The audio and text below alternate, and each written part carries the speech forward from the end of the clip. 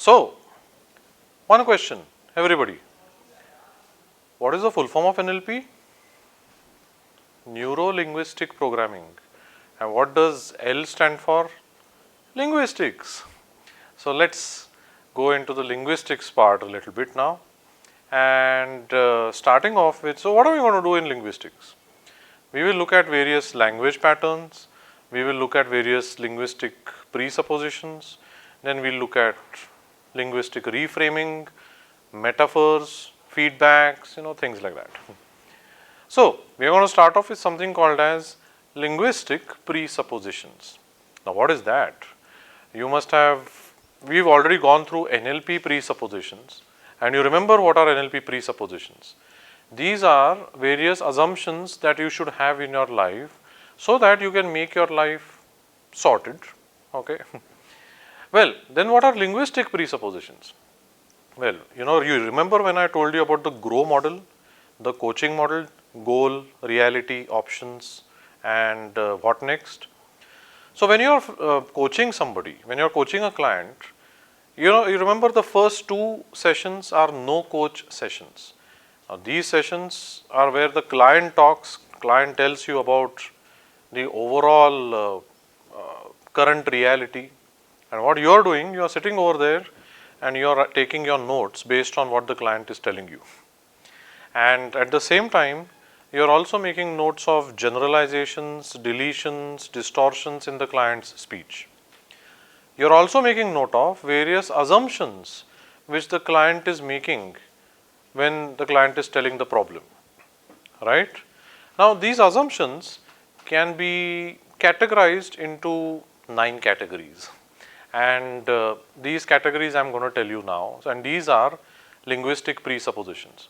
So, in a nutshell, linguistic presuppositions are the assumptions which the client makes, or anybody makes for that matter, in their speech.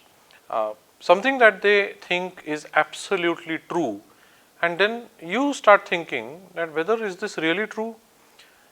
And of course, you know this, that the language is the code of the thoughts, language is the code of the client's model of the world. You know this already. So, when you listen clearly to what other people are saying, you come to know there are certain assumptions which they have formed in their head.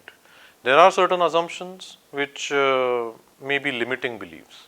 There are certain assumptions which could be, certain fears or phobias, right? So, let us look at what these 9 categories are. And these 9 categories now you are seeing on the screen, right from existence, possibility, impossibility, cause and effect, complex equivalence, awareness, adverb, adjective, time, inclusive, exclusive, or, and of course ordinal. These are 9 categories of assumptions. Let us go into this one by one, right. So, what is existence? And I am going to make things very simple for you. Easily I will tell you, linguistics in NLP is a little complicated, okay, and a little bit boring also. I remember the first time I did my NLP practitioner, and that was a classroom session, and this was like 10 years ago. And the trainer started NLP or other linguistic presuppositions after lunch, and after lunch it is a very difficult time to stay awake.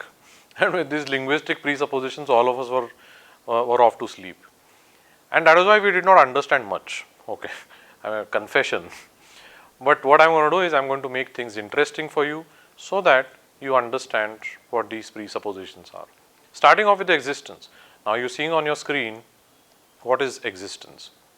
You see examples. I can't go in the dark, or I am too honest to do business, or I can't do electronic transfer, or I cannot eat in veg, or rather I eat only in pure vegetarian restaurants, or don't talk loudly. Now, you will realize when somebody makes these statements, they are assuming that something is true in their heads. For example, I can't go in the dark. What are they assuming to be true? Think about it. What are they assuming in their heads? What exists in the dark room? They are assuming that something exists in the dark room, that is why they are scared to go in the dark. So, when somebody makes such a statement, let us say your client makes this statement, Okay, I had this client actually who said to me that, I can't go on treks. I said, why? Because we go on treks and there's no electricity anywhere. We have to sleep in the dark, and I find it very difficult. And I realized that the client is assuming something to be true. The client is assuming that there is something existing in the dark, so hence existence. The moment I burst that bubble of existence, the client is ready to go for a trek. And in fact, that's what happened. I am too honest to do business. What is the client assuming? The client is assuming that only dishonest people exist in business. Well, that's not true. I have seen some honest businessmen as well. I have an uncle, and he's kind of 78, 80 years old, and he made a statement to me one day. I cannot do electronic transfer. I will not use Google Pay. I will not use Paytm. I cannot do it. I will not do it. Now, then I asked him why.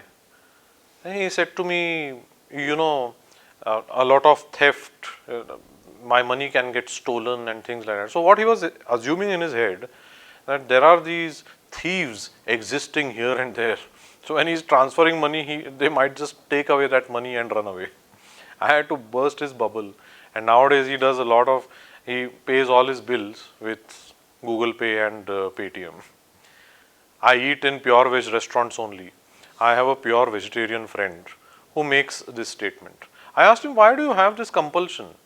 And he said to me, if you go to a veg non-veg restaurant, the kitchen is the same. They don't have separate kitchens for non-vegetarian food and vegetarian food. So if I'm ordering a paneer butter masala over there, I know this for sure that that container where they are making paneer butter masala is the same container where they are cooking non-vegetarian food, which means remnants of non-vegetarian food exist in the in paneer butter masala. Then he told me that paneer butter masala and butter chicken have the same curry, which means they are just taking out the chicken and they are putting in paneer in that. That's existence. Existence of remnants of non-vegetarian food. Don't talk loudly. I'll tell you, when I was young, I had a girlfriend. Okay, and at that time I had invited her home, and then I generally started talking to her loudly, and I started talking to her all romantic stuff. Okay, and then she said to me, "Shh, don't shout loudly. What are you doing?" I said to her, "Don't worry. There's nobody in the house." She assumed that there is existence of somebody in the house who is going to listen to us. And then finally she looked at me and she said, "So there's nobody in the house, that's why you invited me." That's the thing. So that's existence. Second one is possibility, impossibility. Okay, so the client is assuming that there is a possibility of something or impossibility of something. Let's take an example. I can't swim. Now sometimes people make that statement, I can't do this, I can't do that. Maybe they are assuming that there is a possibility that I will drown. Okay, and when you burst that reality by saying that aren't there people in the world who learn swimming? Do you think that all the people in the world know swimming right from the time they are born? Well, you see, nobody knows swimming right at the time when they are born. They learn. So which means you are saying that there is possibility that you might drown. Maybe you are saying that it is impossible for me to learn swimming without drowning, or for that matter I will die. So that's how you burst the bubble. Years ago we had our college alumni meet. Okay, so I went to this friend of mine. I said to him, let's go to the alumni meet. He said to me, I'm not going to come to the alumni meet. I said, why? She might be there. I said, who's she? And then I realized, yes, his ex-girlfriend from the college days. He thought there is a possibility that she might be there and things are going to be a little uncomfortable. I don't want to get married. Now, here's another statement. You will find lots of youngsters making that statement. Well, it's totally that person's choice whether he or she wants to get married. But for the psychology sake, let's go into the background of why somebody would want to make that statement. The statement, I don't want to get married. It's possible that I might have a bad marriage. you will find such people having that assumption in their head if they've seen their parents not working out with their marriage very well. Yeah.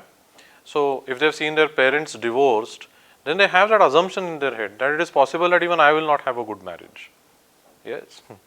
So you need to, basically what you're doing is you're identifying these assumptions, and then you're making things, sorting out things for them. I will not go out because corona kills. Well, that's true actually. It does kill some people, and it's possible that some people might get that virus. Do you know that only 1.4% of people who get coronavirus actually it's fatal for them. Only 1.4% people in this world have died because of coronavirus out of the total number of people who have contracted coronavirus. If I tell you, and I know a lot of people who have not gone out of the house since March 2020 because they are so scared of coronavirus, and because of which their business is hampered, their job is hampered, everything is hampered. To which I just tell them one thing. Now, do you know that dengue and malaria has more percentage of deaths? Do you know what is the percentage of deaths because of dengue and malaria? It is over 3%. Do you know what is the percentage of deaths because of cancer? It is more than 10%. Well, that's a big figure, isn't it? And ironically, this friend of mine, he would sit in the house and he would smoke over there. Yeah, he would smoke over there, and so I told him that the smoking actually is going to kill you one day than coronavirus. It's like that. And then you have one more. I'm not sure about being in a relationship. It has the same concept related to marriage. It is possible that I might have a bad time. It is possible that things are not going to work out. That's possibility, impossibility. Then comes the next one, that is cause and effect. Now they are assuming that certain cause leads to certain effect, and that's an assumption which may or may not be true. Like for example, I cannot go on bike trips, or I cannot go on treks, or I cannot go on excursions. What are they assuming to be true? Maybe if I go on bike trips, my back is going to pain, my bumps are going to pain, I might have an accident. They are assuming that effect to be there. I have a friend another friend who again has problem with treks.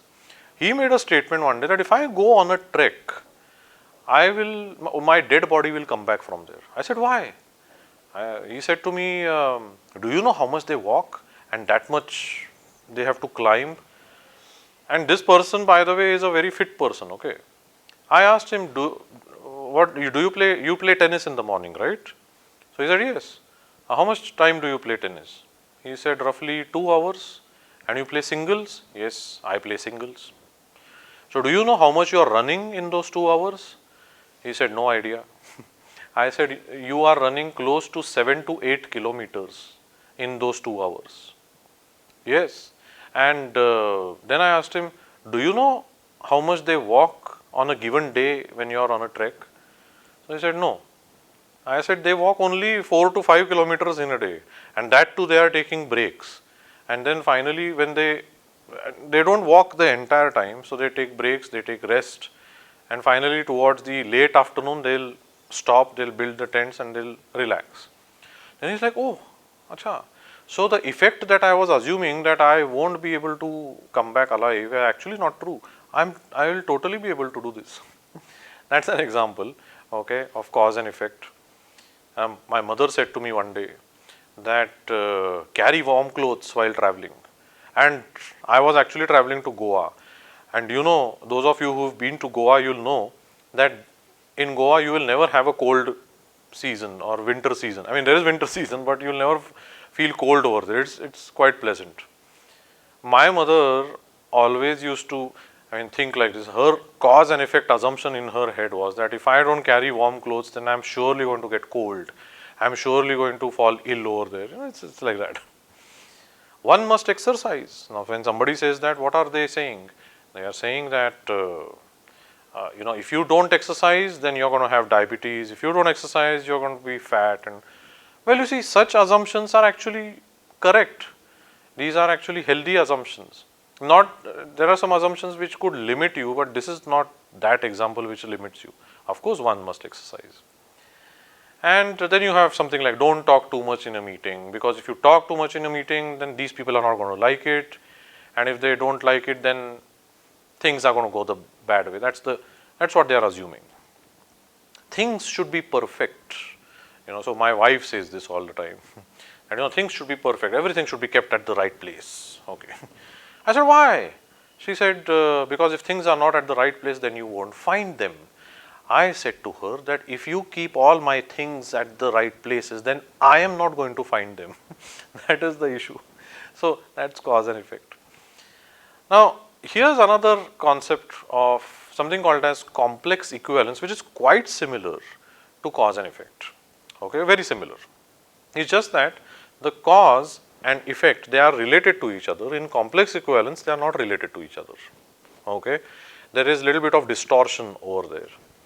Like for example, I know, in fact, one friend of mine had made this statement to his newfound girlfriend, way back in college days. So she used to always come and meet him, and she used to always be late. Okay. So one day he made a statement to her that you are late all the time. That means you don't love me.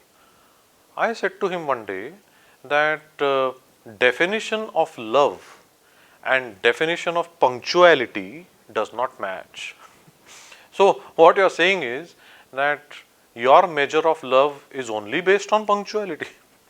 So it's like it's complex equivalence. Sometimes you will find such a lot of people making such statements when you are doing relationship coaching. I had this one person who came to me and said, I was actually traveling to America, a true story. I was actually traveling to America and I was going to Chicago. And those of you who have been to Chicago, you will know this, that there is quite a number of black population over there, right? So, so he said to me that don't go to those by lanes or small alleys over there. Okay, I said why? Because there are a lot of black people over there. Yeah, so, and then he said, well, they will kill you. I said, they are black, hence they will kill me. And that time I'll tell you, Barack Obama was the president of United States. I said to him, I don't see him going around with a gun or with a knife and killing people. Well, you see, these are some complex equivalences which people have in their head. You must have realized by now that all these are distortions, right? I don't let anyone drive my car if I am in it. Another friend of mine, he does not let his wife drive the car.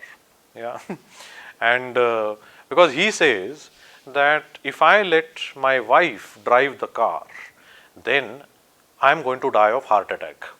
And that's a complex equivalence, isn't it? It's not necessarily true. And I've sat, when his wife was driving the car, she's a perfectly okay, normal driver. There's nothing wrong with her driving. But mental block in the head.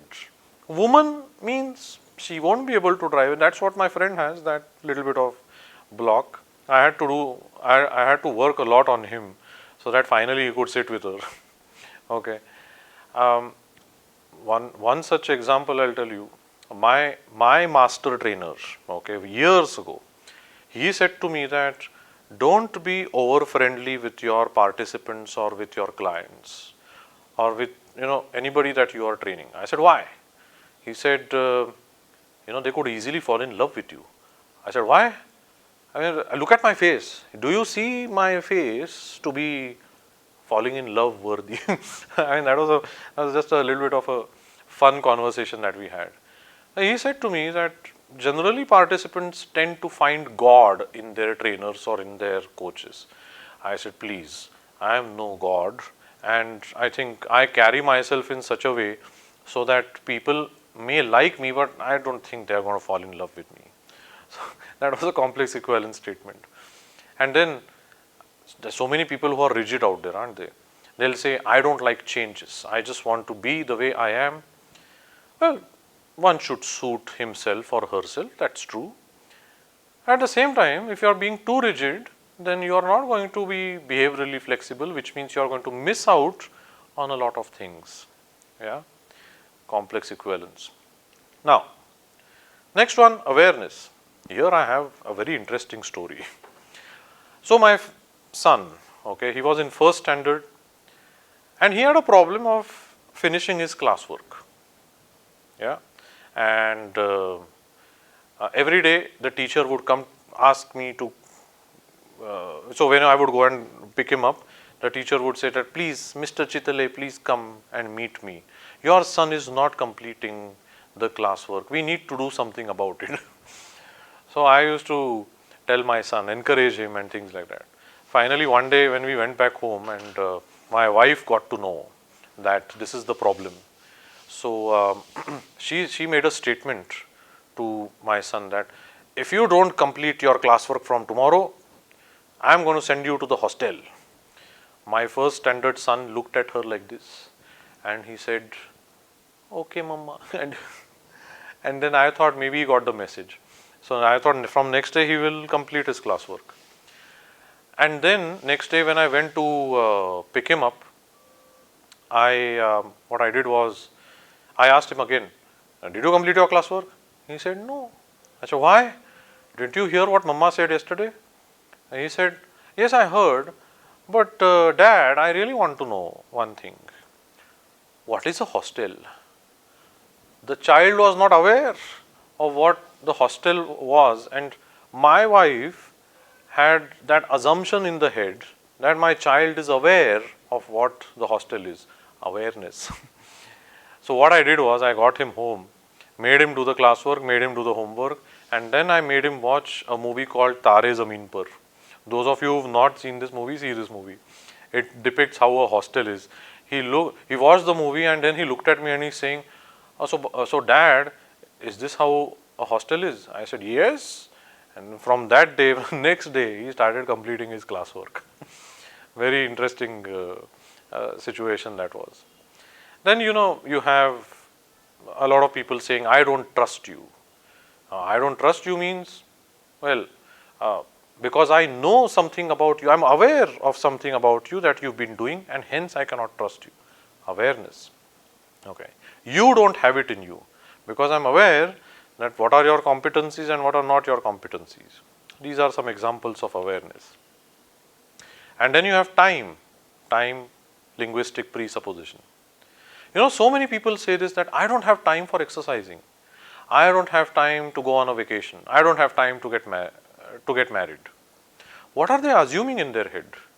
They are assuming that there is no time at all, that God has been biased while distributing time to everybody, whereas the reality is that every one of us has got 24 hours.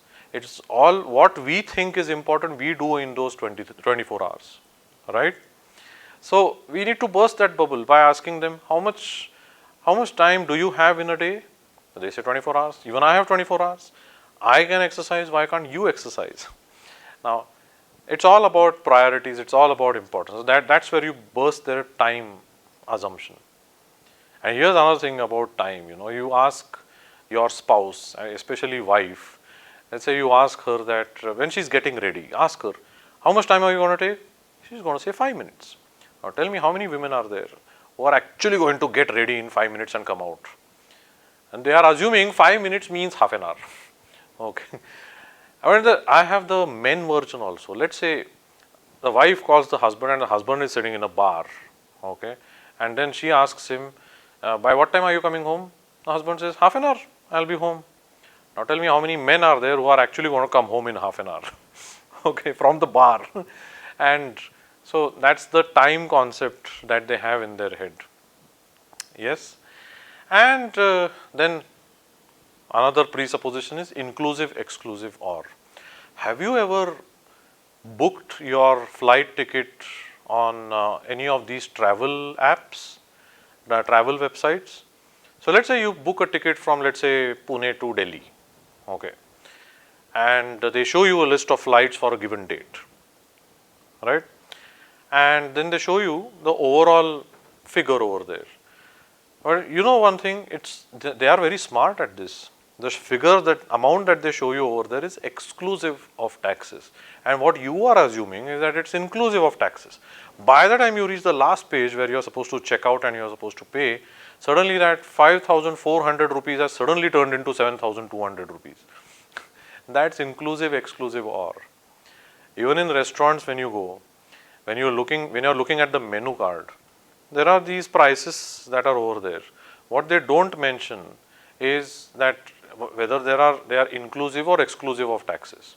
They just write somewhere at the bottom, taxes as applicable. Now what does that mean? So, and again, when it comes to, if you are ordering drinks, then there is some other tax that is applicable. When you are ordering food, there is a different tax applicable. Very smart when it comes to all these things, right? Some examples of inclusive, exclusive, or. Then you have ordinal. Ordinal means, for example, if somebody is asking you, so let's say if I don't know how to bake a cake and I come to you, let's say you are a good person when it comes to baking a cake and you give me the recipe, you give me that recipe. What I am assuming in my head that this has to be done in that order, right? Now, if I don't assume that, then I'm going to mess up all the things, right? All the things related to entry policies in a company, they are in a specific order, and what the company is assuming that once these policies are kept in place, people are going to follow them in certain order. Event management, let's say somebody's marriage is there. The first thing that you do is not going to be ordering food, obviously. Ordering food is going to be sometime later, isn't it? First you'll have to fix the venue and things like that. I remember this joke, okay. A friend of mine asked his daughter, toddler daughter, he asked her that, so daughter, what are you going to do when you grow up? So she very enthusiastically she said, Daddy, I will grow up, I will go to college, I will study very well, I will do a job, I will have kids, I will learn guitar, I will get married, I will earn a lot of money, and then I will retire.